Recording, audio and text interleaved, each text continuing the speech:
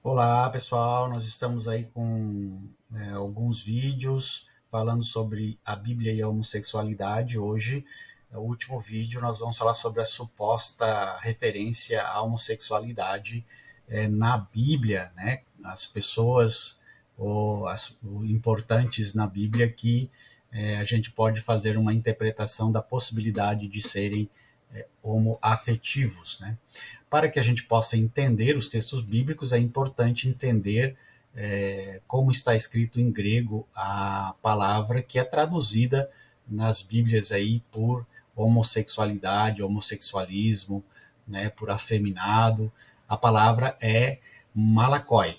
A palavra malakoi significa mole, macio, né, e nós temos aí em Mateus 11:8 uma definição em que Jesus está lá com os seus discípulos junto com João e ele faz esta indagação: que fostes ver então um homem vestido com roupas luxuosas, mas os que estão vestidos de tais roupas vivem nos palácios dos reis.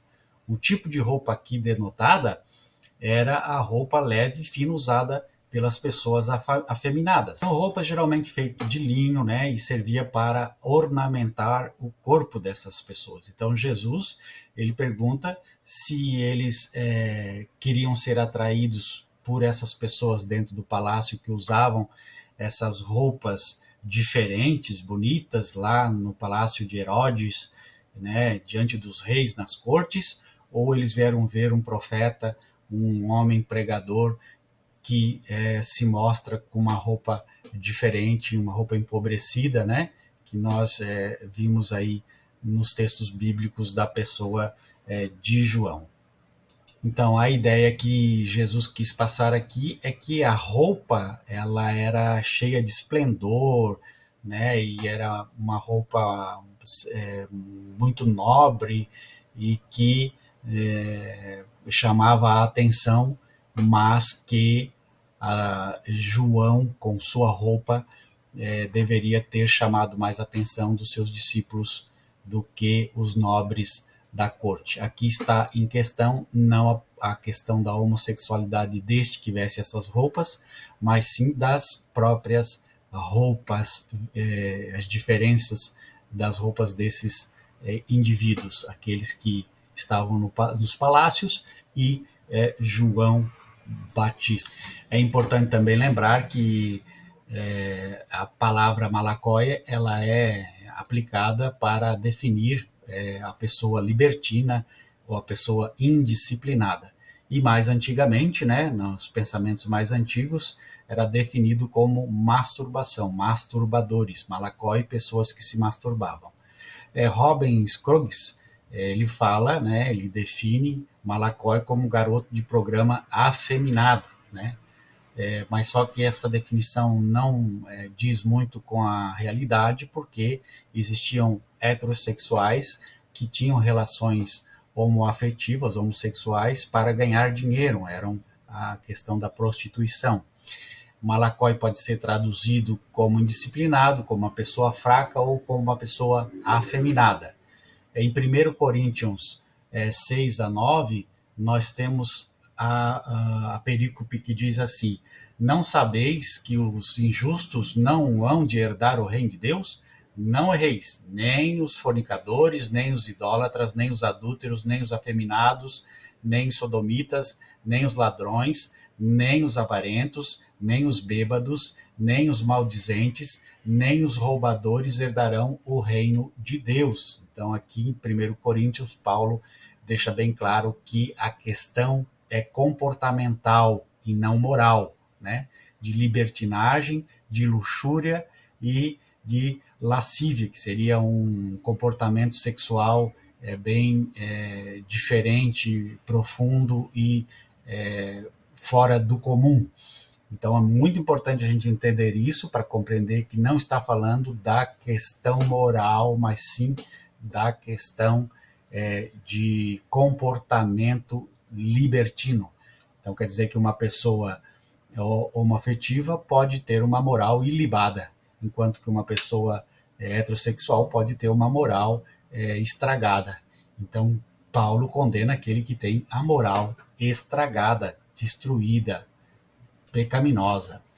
E nós também temos o termo asenokoitai, que significa deitar-se com, ou parceiro sexual, aquele que penetra. Pode se interpretar assim, aquele que penetra homem, né?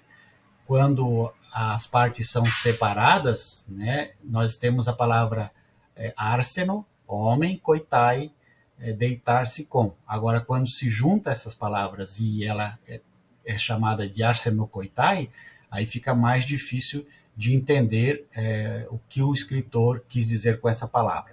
Será que homem significa o agente, um gênero, né, do agente sexual, ou será que implica o objeto do ato sexual?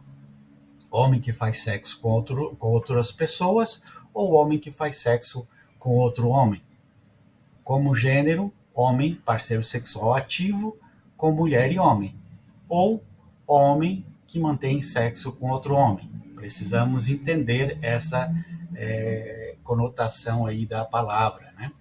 E nós temos também aí dois estudiosos muito importantes sobre a homossexualidade na Bíblia, John Boswell, né, ele diz que a palavra significa homem prostituto, que faria sexo tanto com homem como mulher, né, então ele está se prostituindo, o negócio dele é ganhar o dinheiro, então trata-se da prostituição e não do sexo gay em si. Robin Scruggs, ele fala que o sexo, a prostituição entre homens mais velhos e homens mais novos, né, com parceiro ativo, era o que significava a palavra que nós estamos definindo aqui como arsenokoitai. E para ele, então, o pecado não era o sexo gay, e sim o sexo de abuso infantil. Um homem mais velho mantendo relações com um homem mais jovem. Nós temos também a possibilidade de entender que no século I a homoafetividade era tratada como uma exploração, como uma libertinagem, como uma desigualdade, como um abuso, como prostituição, como pessoas escravas sexuais. Então a gente só pode concluir com isso que o termo arsenokoitai condenava esses tipos de coisas e não a homossexualidade, a homoafetividade em si. É muito importante. O primeiro texto que nós vamos aqui estudar é o texto de 1 Samuel 20. É muito importante aí a amizade de Davi e Jonatas. Nós sabemos aí que Saul, rei, odiava a pessoa de Davi e queria colocar seu filho Jonatas contra Davi, queria planejar aí uma forma de matar Davi, mas Jonatas preferiu a amizade com Davi do que obedecer às ordens do pai. E aí a gente vê uma amizade muito profunda entre Jonatas e Davi, e de tal forma que aparenta, né, uma possibilidade de um amor homoafetivo. Então, 1 Samuel 18, 1-4 diz assim: depois dessa conversa de Davi com Saul, surgiu tão grande amizade entre Jonatas e Davi que Jonatas tornou-se o seu melhor amigo. Naquele dia em diante, Saul manteve Davi consigo e não deixou voltar para a casa do seu pai. E Jonatas fez um acordo de amizade com Davi, pois se tornara o seu melhor amigo. Jonatas tirou o manto que estava vestindo e deu a Davi, com sua túnica e sua espada, seu arco e seu cinturão. Então Jonatas se despiu, deu tudo para a pessoa de Davi. Então sugere aí um amor muito forte, uma amizade, um relacionamento emocional muito forte entre esses dois heróis, que pode sugerir um amor homoafetivo. Nós temos em 1 Samuel 20, verso 30, diz assim: a ira de Saul se acendeu contra Jonatas, e ele lhe disse: filho de uma mulher perversa e rebelde, será que eu não sei que vocês têm apoiado o filho de Jessé para a sua própria vergonha e para a vergonha daquela que te deu a luz? Então aqui Saul está tão irritado com a amizade de Jonathan com Davi, que ele foi capaz de chamar a sua própria esposa de perversa e rebelde, né? E de dizer que essa amizade de Jonatas com Davi era uma vergonha para ele e para a sua mãe, né? Muito interessante esse texto. Em 1 Samuel 20, 41 a 43, diz assim: Logo que o moço se foi, levantou-se Davi da banca do sul e lançou-se sobre o seu rosto em terra e inclinou-se 3 vezes. E beijaram-se um ao outro e choraram ambos, mas Davi chorou muito mais. Disse Jonatas a Davi: Vai-te em paz, porquanto nós temos jurado ambos em nome do Senhor, dizendo: O Senhor seja entre mim e entre ti, e entre a minha descendência e a tua descendência perpetuamente. Então Davi se levantou e partiu, e Jonatas entrou na cidade. Então esta amizade profunda, essa questão do beijar-se um ao outro, né, sugere aí a possibilidade de uma relação homoafetiva. Bom, então em 1 Samuel 18, 1 a 4, nós vimos aí Davi que procura Jonatas para entender o motivo da ira de Saul contra ele, demonstrando uma preocupação e uma confusão sobre essa situação, né? Então Davi e Jonatas elaboram um plano para testar a intenção de Saul, usando a ausência de Davi no banquete como indicador do sentimento de Saul. A ausência de Davi leva Saul a revelar a sua verdadeira intenção de matar Davi, confirmada pela reação violenta contra a pessoa de Jonatas, no versículo 1 Samuel 20, 30. E Jonatas usa um sinal pré-acordado, atirando flechas, né, para comunicar a Davi que ele deveria fugir devido à intenção homicida do pai. Samuel 20, né, é um capítulo notável, ilustra essa complexidade das relações humanas sobre a ótica da fidelidade e da lealdade. A interação entre Davi e Jonatas é um exemplo de amizade incondicional, né? Jonatas, mesmo sendo filho de Saul, escolhe apoiar Davi, reconhecendo sua integridade ao plano de Deus, né? Esta escolha reflete sua fé profunda nessa justiça de Deus acima das lealdades políticas. O capítulo também mostra para nós a desintegração, né, do caráter de Saul, seu desejo de matar Davi, evidenciando aí a sua ira contra Jonatas, revela um coração consumido pela inveja e pelo poder, né? A ira de Saul contra Jonatas é um momento crucial, mostrando aí como o pecado pode chegar e levar à destruição os relacionamentos mais próximos. Então, em 2 Samuel 1, 26, diz assim: Angustiado estou por ti, meu irmão Jonatas. Quão amabilíssimo me eras, mais maravilhoso me era o teu amor do que o amor das mulheres. Então aqui Davi faz uma declaração de amor a Jonatas, um lamento depois da morte de Jonatas, dizendo aqui que o amor de Davi por Jonatas era muito maior do que o amor pelas mulheres. Então, conotando ainda mais esta relação homoafetiva de Davi com Jonatas. Muito bem. Em 1 Samuel 20, 30, que nós também já fizemos a leitura, faz um paralelo, né, do relacionamento de Gilgamesh e Enkidu no antigo Império Sumério, né? Nós vimos aí que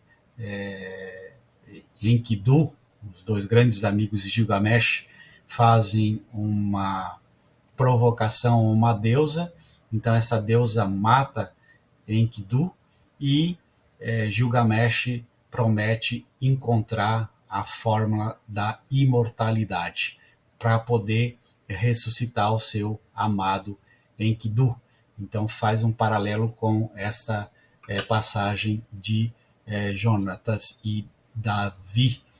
É bom também sabermos que naquela época a relação homossexual não havia nenhuma proibição, nenhuma dificuldade em conviver com pessoas que eram homoafetivas, né? Não havia problema moral que estabelecesse uma divisão entre os heterossexuais e os homossexuais. Nós também podemos entender, né, os eunucos, né, pessoas que eram castradas ou que eram homossexuais, que trabalhavam nos palácios, né, para cuidar das concubinas do rei, né, tinham que ser pessoas castradas ou pessoas homossexuais para que o rei tivesse certeza de que esses homens que estavam lá cuidando das suas mulheres não fossem ter relações sexuais com elas, né? Então havia aí uma forma de lidar com a situação sem preconceito.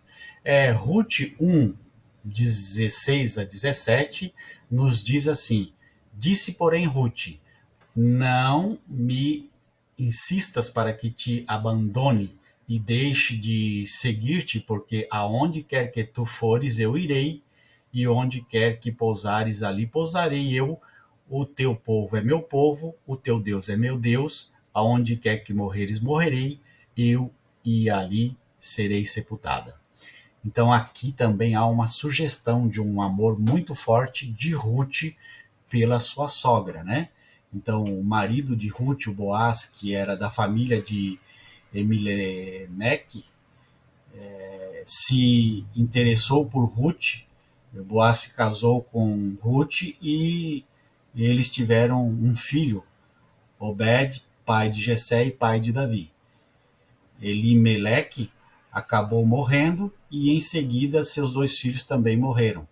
Com a morte do marido e dos filhos, Noemi, a sogra de Ruth, né, resolveu partir rumo à terra natal e com isso ela liberou, né, as suas noras para irem também para as suas terras, para os seus povos, né? Orfa, cunhada de Ruth, aproveitou a proposta e deixou Noemi e foi embora. Ruth, entretanto, demonstrou seu profundo amor por Noemi e lhe comunicou que não a deixaria e somente a morte poderia separar as duas. Bom, essa decisão de Ruth, né, implicava necessariamente em sua troca de nacionalidade, ou seja, ela estava disposta a se tornar uma judia e abandonar o seu Deus, né, e ser sepultada no mesmo lugar, no mesmo local que a sua sogra. Haja amor. Bom, tudo indica que Noemi estava muito deprimida, né? E esse contexto que aparece o versículo mais conhecido do livro de Ruth, né? Ruth 1, 16 e 17, nós podemos perceber que há logo em seguida uma declaração de Ruth que contrasta, né, nitidamente a declaração de Noemi ao chegar a Belém, onde ela atribui a Deus a amargura que estava sentindo e insistiu que as mulheres lhe chamassem de Mara, que em hebraico significa amargo, ao invés do seu nome, né? Então, Ruth é uma das 5 mulheres citadas explicitamente na genealogia de Jesus no Evangelho de Mateus, 5, ao lado de Tamar, Raabe, Batsabá e a própria Maria. Era muito incomum que as mulheres fossem citadas nas genealogias no Oriente, mas essas mulheres faziam parte do propósito e por isso foram citadas.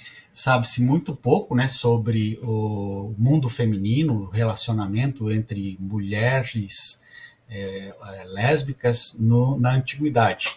Tanto porque as mulheres não eram importantes, porque as mulheres eram tidas como uma propriedade dos seus maridos, não é? Então ficavam num ambiente onde tinha muitas mulheres e talvez não havia interesse do marido em saber se havia relações entre elas ali. Né? Não podemos afirmar que essa versículo aqui de Ruth implica numa questão homoafetiva, mas há uma indicação aí, né? O mundo das mulheres, naquela época, era um mundo muito à parte, e por isso não se perdia muito tempo em escrever sobre as relações das mulheres. Nós também temos aí primeiro Daniel 1:9, não é? Que também faz um paralelo, né, com Gilgamesh e Enkidu, no antigo épico, né, sumério. O rei conversou com eles e não encontrou ninguém comparável a Daniel, a Ananias, a Misael e Azarias, de modo que eles passaram a ser servidores, né, do rei. E o amor devotado, suspeita-se aí que os eunucos, neste contexto, não eram castrados, mas eram pessoas homoafetivas. Existe a possibilidade do papel de Daniel na corte de Nabucodonosor inclua uma ligação homoafetiva com o mestre do palácio. Então nós temos aí Daniel 9, que diz assim: ora, Deus fez com que Daniel achasse graça e misericórdia diante do chefe dos eunucos. Né? Então aqui me parece, né, que Daniel foi escolhido pelos chefes dos eunucos, né, como uma pessoa próxima dele. E nós vimos em Daniel 1:19, né, o rei conversou com eles e não encontrou ninguém comparável a Daniel, Ananias, Misael e Azarias, de modo que eles passaram a servir ao rei. Então é muito importante a gente entender esta passagem. Nós podemos entender, né, que a real possibilidade dos relacionamentos homoafetivos nas vidas das importantes personagens bíblicos passa a ser aberta ao amor entre pessoas do mesmo sexo, mais do que as pessoas imaginam. Vamos ver aqui o caso do centurião, né, no Novo Testamento, Mateus 8, 5-13. Né, este caso é muito importante, você pode ler o texto, nós não vamos ler, mas vamos dar uma explicação, né?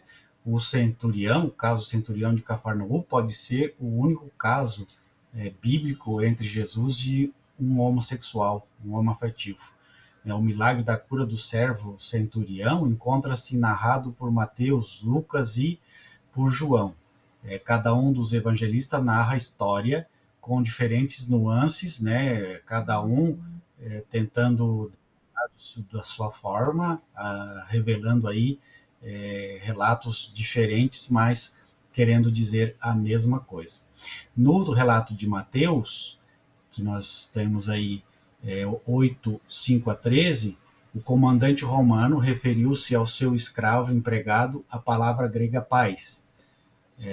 Este é o termo bastante utilizado, né, para dar o sentido de pessoa jovem, criança. Né? A palavra grega pai tem várias conotações e significados, entre elas criança. Né? Podemos ver isso em Mateus 21:15.